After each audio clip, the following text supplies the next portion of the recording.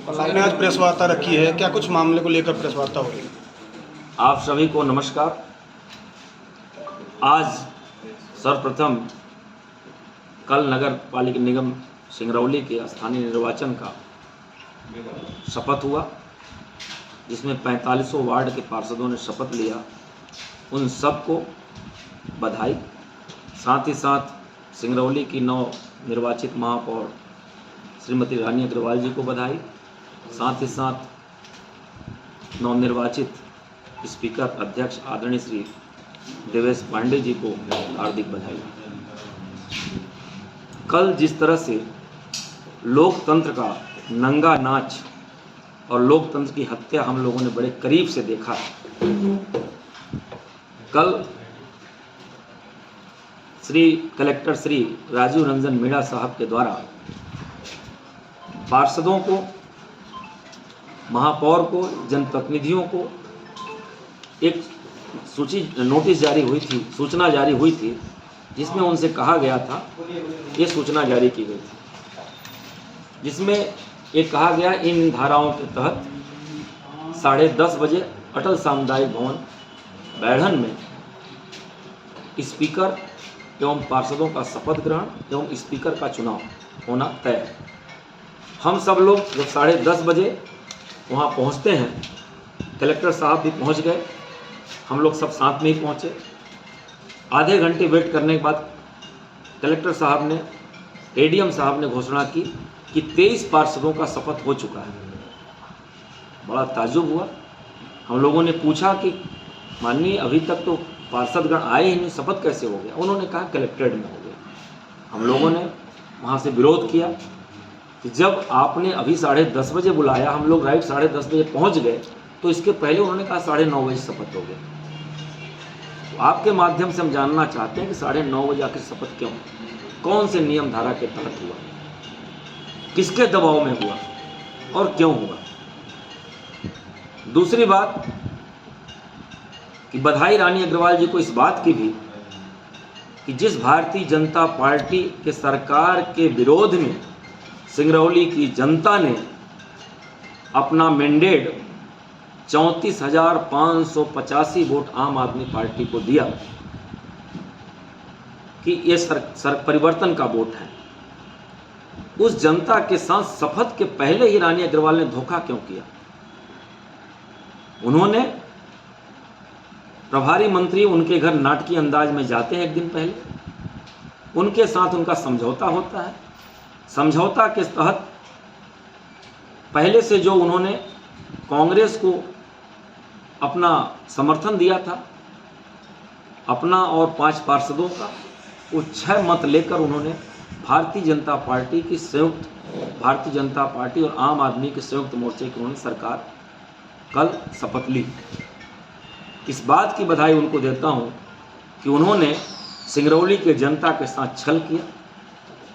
सिंगरौली की जनता भारतीय जनता पार्टी के सरकार के भ्रष्टाचार, भारतीय जनता पार्टी सरकार के नीतियों के विरोध में उनको मैंडेट दिया था, लेकिन वो सरकार के दबाव को शपथ के पहले ही नहीं झेल पाई और साथ में संयुक्त मोर्चे की सरकार बन गई। सरकार बन गई है। उन्होंने जो अपना 25 बिंदु का अच्छे होंगे 5 साल, सिंगरौली में तो रानी अग्रवाल आम आदमी पार्टी सेवा वचन पत्र, जो ये मैंडेट उन्होंने अपना जारी किया है, हम अभी तक इंतजार कर रहे थे।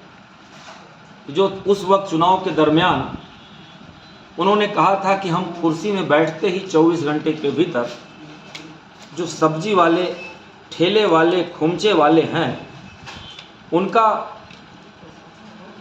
बैठकी माफ़ करेंगे, लेकिन ऐसा कुछ नहीं हुआ।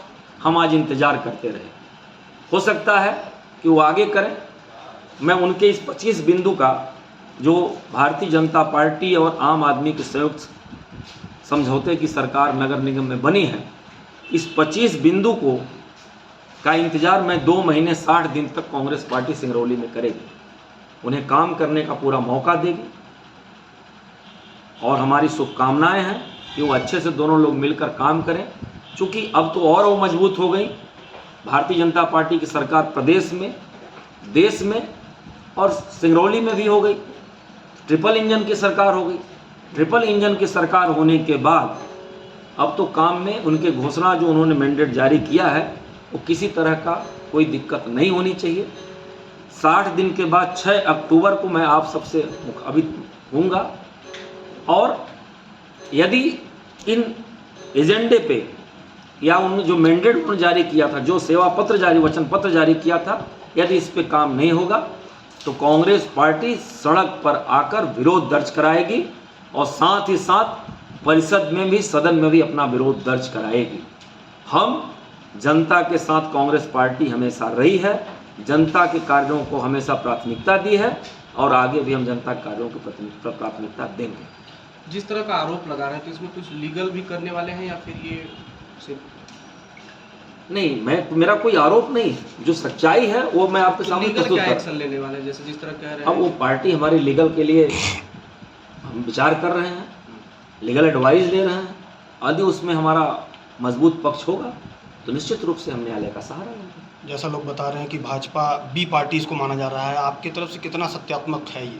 नहीं, भारतीय जनता पार्टी और आम आदमी पार्टी भारतीय जनता पार्टी की बी टीम है।